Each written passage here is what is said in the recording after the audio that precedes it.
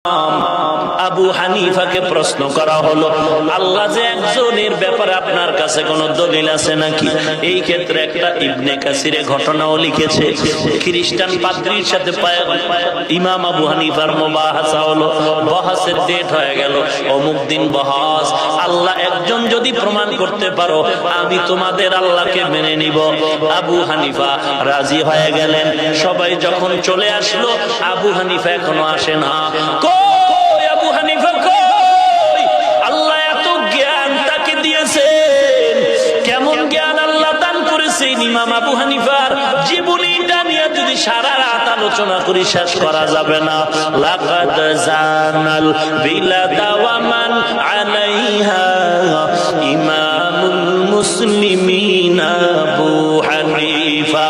আবু হানিফা বুদ ইমামে বাসাফা আসরাজে উম্মতানে মুস্তফা। ভাইরা আমার, আল্লাহ কত দয়াময়। আল্লাহর বান্দা আবু হানিফার এমন জ্ঞানের ভান্ডার আল্লাহ দিলেন। আবু হানিফা টাইমে এসে হাজির। খ্রিস্টান পাদ্রীর মাথা গরম, এত দেরি কেন হলো রে ইমাম আবু হানিফা? বলে আমি বাড়ির থেকে আসছিলাম অনেক তাড়াতাড়ি, কিন্তু নদী সামনে, নদী পার হওয়ার কোনো কিছু নাই। আমি দীর্ঘ টাইম অপেক্ষায় বসে রইলাম। হঠাৎ করে দেখলাম একটা গাছ ভাসতে ভাসতে আসলো। গাছটা এসে আমার সামনে নিজে নিজেই তক্তা হয়ে গেল। নিজে নিজে তক্তা একটার সাথে আর একটা লেগে লেগে কিস্তি হয়ে গেল, নৌকা হয়ে গেল। আমি নৌকায় উঠলাম, মাঝি নাই, মাল্লা নাই, নৌকায় একা একা আমারে নদী পার করায় দিল। খ্রিস্টান ডাক দিয়ে কয়, রে তার ছিঁড়ে গেল নাকি তোমার? তুমি কি পাগল হয়ে গেছো? এমনি এমনি গাছ ভাইসা তক্তা হয়, নিজে নিজে কেমনে তক্তা আবার একসাথে মিলে নৌকা হয়? মাঝি মাল্লা ছাড়া নৌকা আবার কেমনে এপার চলে আসে? ইমাম আবু হানিফা বলে, তাহলে কেমনে? বলে, অবশ্যই এর পেছনে একজন মিস্ত্রি দরকার।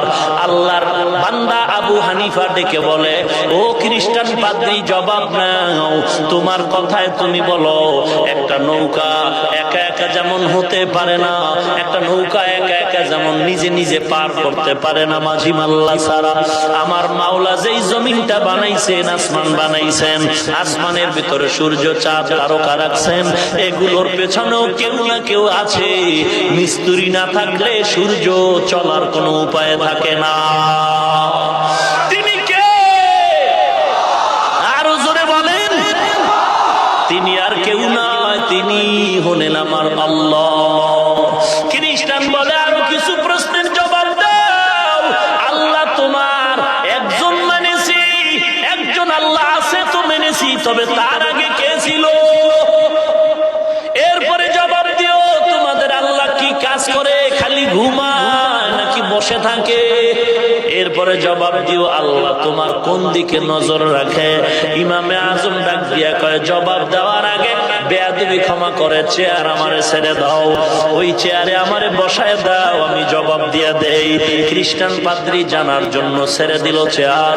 ইমামে আজম আবু হানিফা চেয়ারে বসে বলে, রে পাদ্রী, তাকায়া দেখ, আমার আল্লাহ এইমাত্র তোমাকে চেয়ার থেকে নামায়া আমাকে চেয়ারে বসায় দিছে।